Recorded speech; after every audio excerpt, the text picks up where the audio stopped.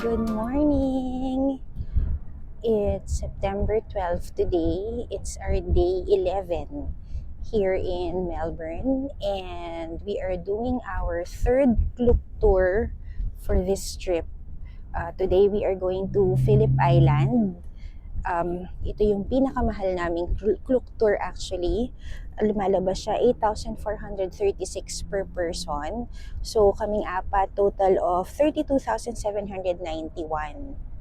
Tapos ito yung Klook tour na kinuha ko, yung Penguin Parade, Wildlife, and Phillip Island Day Tour from Melbourne.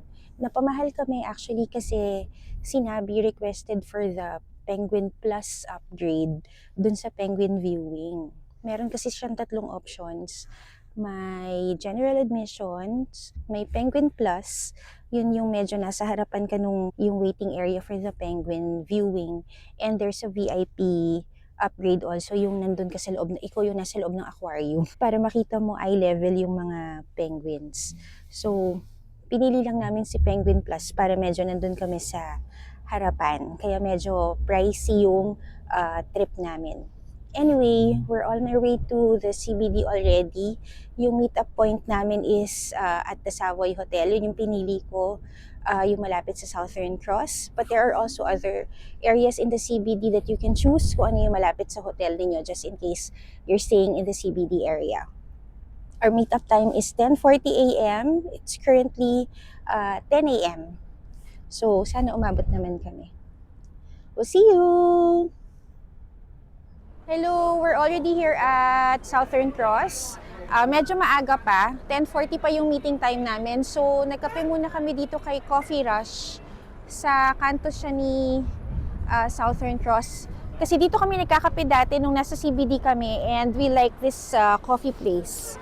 $5 yung medium size na hot coffee. Ang haba ng pila, ang daming bumibili sa kanya. So, let's try their coffee again. We got our coffee. Ayan, si Coffee Rush. Masarap pa rin siya. Tapos ito yung favorite ni Nabi kasi sa kanya yung may ice cream. 2 years later, it's still my favorite coffee in Melbourne. Really? Kahit na with more than Little Sparrow? Yeah. Yun yung dalawa namin kasing favorite dito. Si Little Sparrow at saka ito, si Coffee Rush. Anyway, weather check. It's high of 15 degrees today and low of 9 degrees. So, naka-full winter outfits kami with thermal both up at top and bottom kasi mag-aantay kami sa beach kay Phillip Island.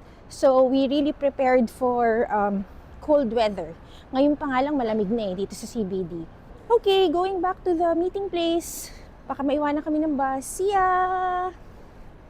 Here, ito yung meeting place namin. Savoy Hotel sa Little Collins, and Southern Cross is there behind me. Kaya siya yung pinili ko actually kasi siya yung malapit sa train station compared to the other pick-up points na hotels.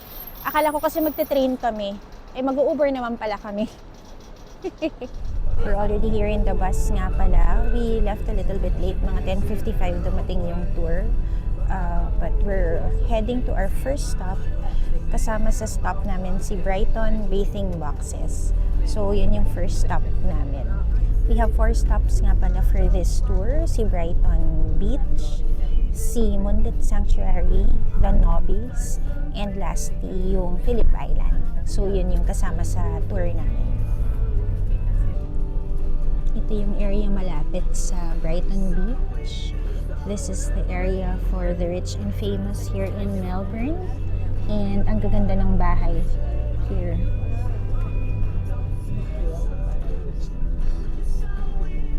And there's the beach. Alright, we did it. We're already here at our first stop, the Brighton Bathing Houses. So ito yung mga magagandang bahay along the beach. And that's the beach. Ayan na yung mga bathing houses.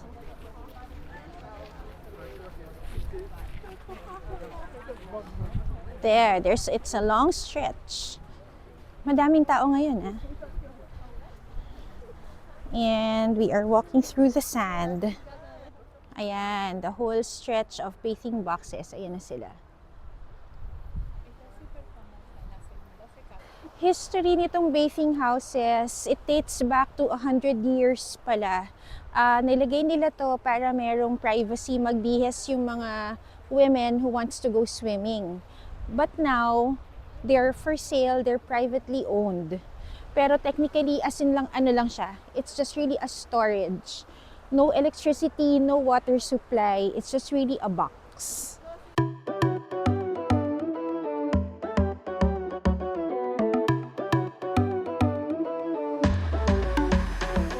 Quick stop lang kami dito sa Brighton Beach.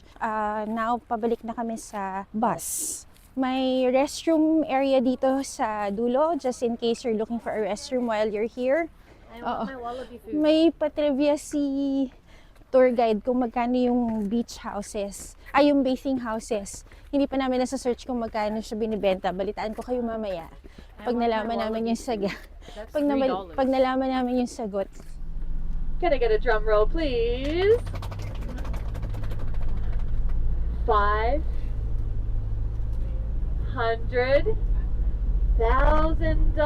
Yeah. $500,000. Who said $500,000? What was your name? Yay! Congratulations! Ate Nabi You won! Yay! You had a new Naomi. As soon as you got on the bus, I thought, Naomi's got this in the bag. This is just a prop, but I'll get you a real one. So, that might surprise you all. Yes, $500,000 for one of those boxes. From $750. So Ate Nabi won. The price now $500,000. of the bathing houses is So there you 500,000 Naomi, what would you put on the front of your box? So that's Sanctuary. actually We can 90 buy million our pesos. own kangaroo. We're already here sa Moonlit Sanctuary. This is our second stop for the tour. So, nandito kami ng 2 hours and it's about an hour drive from Brighton Beach. Yung ticket going inside the sanctuary is part of the tour already. But if you want to have a close encounter with the koala, you have to pay additional $30 daw for that. So, ayan, sinabi, nakapilo siya kasi gusto niya ng close encounter. First thing that you will see when you enter, this is the wombat encounter. So cute. There's the wombat. Ayan siya. I want to see the poop. They poop in squares daw. They have cube square, like cube. Cube poop. Napaka-behave naman niya. It's not moving.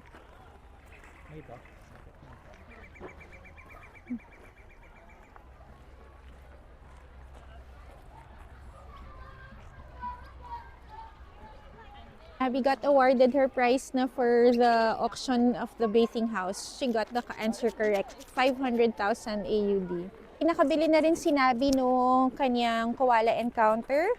And it's for $30 again. Binigyan siya ng special pass. And we bought additional feeds for the kangaroo. This is for $3. Dito din daw kami magla-lunch. Kaya 2 hours kami dito. So, we'll see what we can eat here. Pero may baon din kaming sandwich. Ayan, dala-dala na aming taga-bitbit. Aming baon. Pupunta na kami sa koala encounter ni Nabi kasi meron siyang specific time, 1:15. And time check, it's 1 p.m. We are allowed to stay here until 2:50 p.m. Yun yung meeting time namin. So, now we're free to roam around the park. Ganito yung itsura niya. Para siyang free-range park. So, you will just get to see kangaroos, koalas, roaming around everywhere. May lizard dito. Ito pala mas malapit. There. Ito yung koala area dito kay Moonlit Sanctuary. Ayan yung koala encounter. Hindi na kami kumuha nung yung close encounter kasi $30 isa. Sinabi na lang. Oo nga, kita naman sila eh. Ayan o, kita naman sila close. Meron din dito eh, other side. They're everywhere. There's also one over there. Yeah, meron din dito oh. It's moving, it's moving. Ayan siya. So, yung mga koala, buhay tamad. They just sleep and wake up and eat. That's just what they do. There it is. It's walking around. Pila ka na ate. You have to line up. You're lined up na? Okay. There's a line pala for the close encounter. Now it's time for Nabi's close encounter with the koala. So, tingnan natin. Pwede namang sumama para mag-picture, pero siya lang yung lalapit kay koala. Ayan yung pila. May pila for the 1:15 slot. And ayun yung koala. We're next. Nabi's next. So you have to give your ID sa kanya. Anywhere down her back, she's very soft. Oh my god. Can you see? Is this your Ayan. first time meeting a koala? Touching. Of course. Yeah. Very Second exciting. time here though. Oh, lovely. Are you local? No. No? Yeah.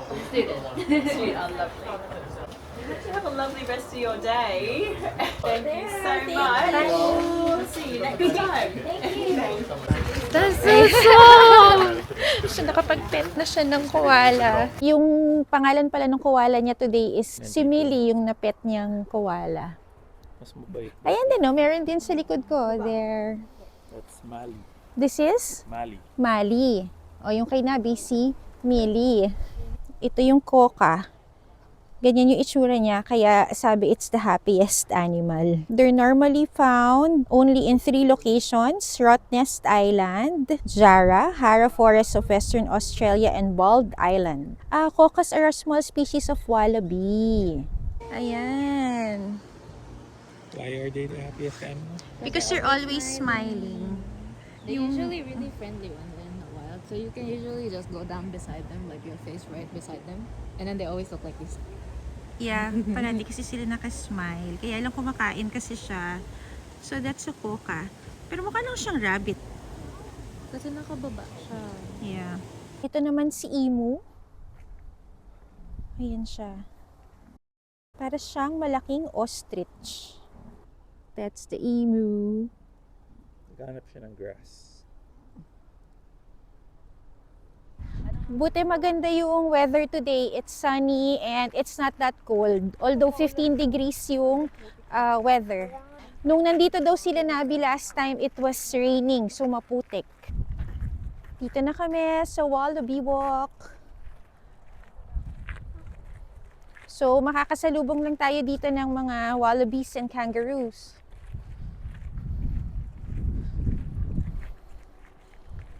Papakain din tayo ng kangaroo. Sana meron tayong makita na malaki. Ayun, may malaking kangaroo. Kaya layo nila lumapit. And there's another one here. Ang daming nagpapakain ng mga kangaroo. Ayan, wallaby din to. The wallabies are the hairy ones. The kangaroos are the buff ones. Yung mga macho. Oh, ayan. Oh, there's a wallaby. It's a wallaby, no? Yeah. Papakain si Nabi. Hi!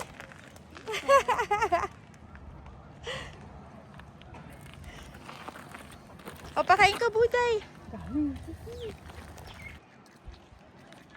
O, pati yung mga birds. Nakapakain ako yung mga ibon. Pati yung mga birds gustong kumain. Bibi pala, ducks. Ito naman.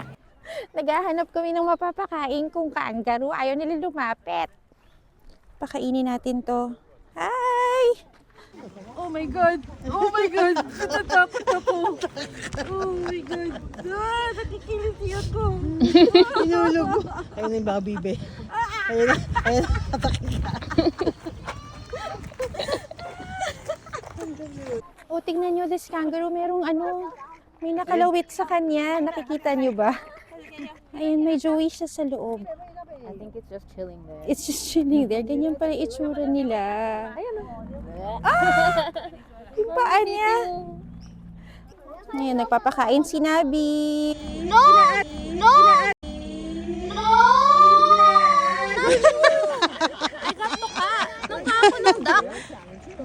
Sige, ito ka.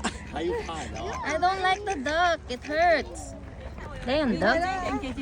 That hurts. Ah, there's a head! Can you see? There's the head. It's out. Yung mga ducks ng aago, kawawa naman nga naman sila. Yung kung gutom din sila, bakit yung kangaroo lang yung pinapakain? waiting for the head. Ayan yung malalaki na kangaroo, kaya lang busog sila. They're resting.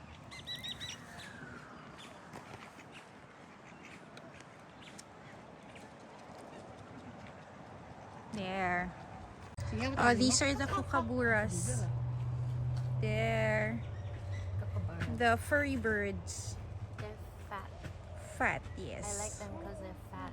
They're the laughing kookaburras. They're called laughing kasi yung sound nila, they're like laugh talaga. Ay, nag-away yung mga lorikeets, not parakeets, lorikeets. They're fighting. Oh, this one naman is a call. There. Para din siyang ano, coca, na polka dot. Looks like a coca.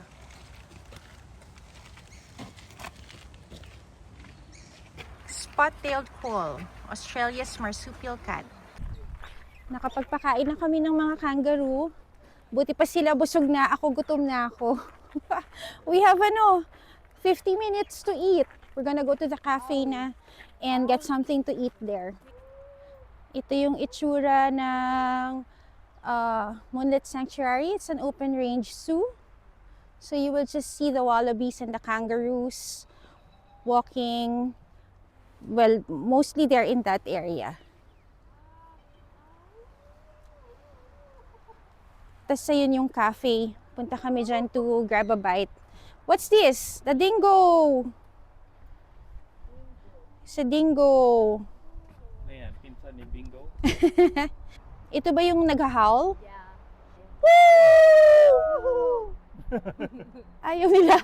Woo! Ay. Sabi kasi nila si Dingo, kapag nag-howl ka, sasabay daw sila sa'yo mag-howl. Hindi naman sila sumabay sa amin. Inantok sila sa amin. Wala doon sa tono. Wala sa tono. Ito yung cafe. So they just sell burgers, schnitzel, nuggets, may soup, salad. Ayan yung options. And they also have the souvenir shop here. Ito yung mga tinda nila, koala. Yan yung mga presyo, mga $30, $35, yan, $12. The mini kangaroo, $12. Oh, ang cute, ang laki. The wombat. Kakain muna kami. Hopefully, ready na yung pagkain namin. Ito na yung order namin. Ito yung chicken schnitzel burger. This is $16.50 burger only. Tapos ito yung bush burger. This is $15 with an extra order of chips. So yung french fries nila is extra, $4.50. And this is the nuggets, $11. Pero may kasama na siyang fries.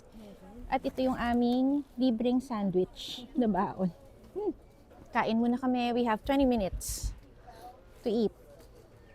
Nakahanap pa ng wallaby, sinabi dun sa ilalim ng walkway. Because we still have a whole pack of feeds. May libre kasi siyang isa, nanalo siya. So ayan, magpapakain muna siya. He doesn't wanna go out kasi ang daming ducks. This is our bus nga pala. It's Go West. Balik na kami. It's 2:50 p.m. already. Hello! We are now here at our third stop for the tour. It's 3:50 p.m. So after Moonlit Sanctuary, nandito kami sa Cape Walamai for a few minutes, mga 15 minutes just to see the ocean. Ito yung view dito kay Cape Walamai. Oh, look at those waves. Yung parang pag nag-swimming ka, mawawala ka na lang. Hindi ka na makaahon. Ayan naman, swimming not advised naman. Ayan siya, Cape Walamai. Ayan, sa kami galing. And ito yung beach. We are already at our fourth stop. This is the Nobbies, I think. So it's possible that we can see penguins here during this time of the day. So hopefully, we can find some. Ang cute nung path. Penguins. So there are burrows daw there na nilalabasan ng mga penguins. That one is a penguin burrow. We are welcome to the Nobbies. Pababa siya ulit.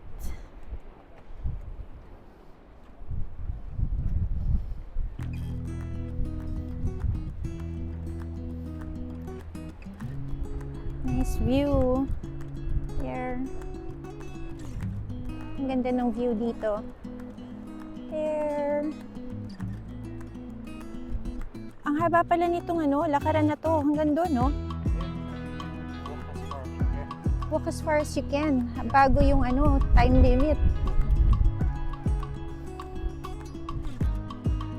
So we are now officially here at Phillip Island. So year-round daw, merong 10,000 residents dito sa island na to. Pero during the summer, 60,000 yung residents dito because most of the houses here are vacation houses na. So yung mga nakatira dito, they mostly stay in Melbourne, and then during the summer, this is where they stay kasi dito sila nagbi-beach.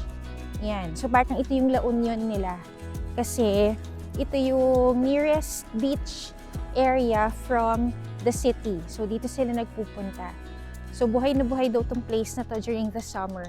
And then half of the area is beaches, and then the other half are farmlands. And then nung 1920s, doon daw nila na-discover na there are penguins that come here sa shore. Kaya naging tourist spot siya for penguins. I can hear penguins. Ayun! May penguin nga dito. Ayan, may penguin dyan sa loob. If you can see, parang may blue feather. It's a penguin. Oh, ayun! Gumalaw! This is our stop before going to the penguin parade. So, we can stay here until 5:15 daw. It's currently 5 p.m. Ang haba pa ng lakaran, eh. Talagang it goes around. There. Tapos around these hills, makikita nyo nga yung mga butas-butas kung nasan yung mga sleeping area ng mga penguins. Nagdidig pala sila ng burrow, doon sila nagsistay. Ito yung the Nobbies. Ang ganda lang nung coastline. Look at those waves and the rocks. And ito yung walkway. I think we should head back already because it's already 5 o'clock and medyo malayo-layo na yung nalakad namin. We have to go back there pa. Nag-try din kami makachempo ng seals by the shore down there. Unfortunately, wala sila ngayon. Not today. Yeah. Okay, we're heading back to the bus. It's 5:10. So after this, pupunta na kami sa Penguin Parade. Ang dami lang tourists ngayon actually na kasabay naming nagtutour. So medyo maraming tao. Ang hirap din mag-picture-picture. We got our tickets already for the Penguin Parade. So ayan, nakalagay sa amin Penguin Plus. Ito yung nasa harapan nung viewing deck. Kaya mas mahal yung ticket namin than yung normal Klook ticket. So these roads daw, kung nasan kami ngayon, later during sunset, they will close this down kasi yung mga penguins dito na dadaan to go back to their burrows. So bawal na dumaan dito sa daanan na to. Oh, there's a wallaby over there. Over there, oh. So an echidna is a small spiky animal, sort of like a hedgehog, native to Australia. We're seeing a lot of really cool animals at the moment. Nandito na kami sa Penguin Parade. So pupunta na kami dun sa stadium kung saan namin mapapanood yung mga penguins mamaya by sunset. Mga 1 hour pa from now. But we will get ready na and go to our seats. Ganito yung itsura niya. Wow, our shy snake. May snake. And daw yung number of penguins na dumating last night, 848 at 6:37 p.m. So every night, may nagbibilang daw talaga manually nung penguins na dumadating dito. There's a watchtower where they manually count each penguin that arrives. So they have a record every night kung ilan yung dumadating na penguins. Dito yung palabas papunta sa stadium. Community Open Day tickets. Then we can just Here. go later na lang. Yeah. Tapos dito may mga souvenir shops. We can just visit that later. I think we need to scan our tickets here. Thank you. Baba na kami sa stadium kahit na may 1 hour pa para makapili na kami ng seats namin. Doon tayo pupunta sa beachfront. Nakakatawa. May dala kaming kapote. Kaming 4. Tapos, kanina kasi, ang araw. So, sabi ni ate, iwan na natin dito sa bus yung kapote.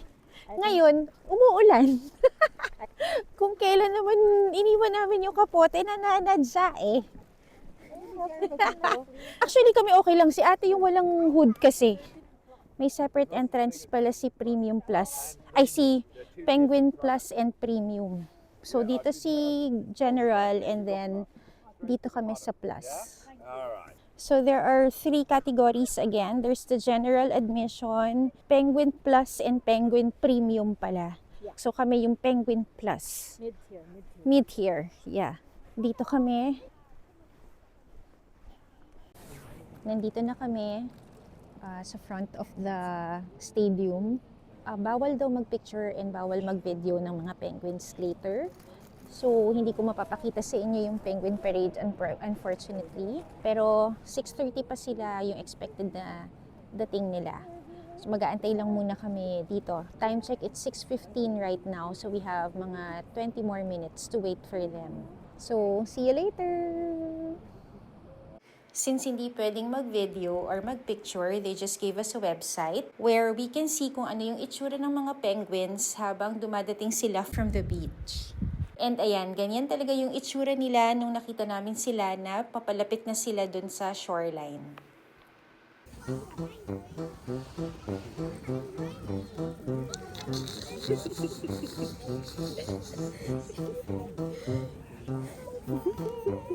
Why are they all here? There's one that's lying down over there. Oh, bakit may nakatapa? Hi guys. Hey. Hey.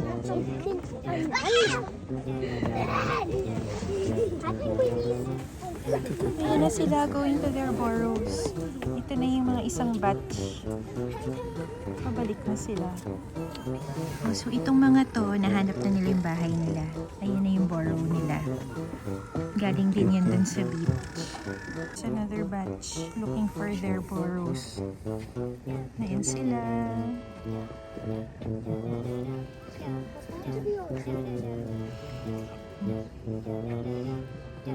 Naiwan yung isa.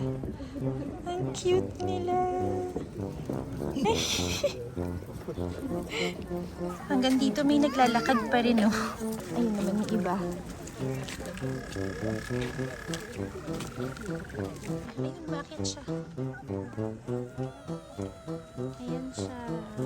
Nahanap niya yung hole niya. Hello, we're done with our penguin experience. So, bawal lang magkuha ng photos and videos dun sa may beach kung yung padating nila. Pero nakakaaliw silang makita na sabay-sabay na naglalakad dun sa shore.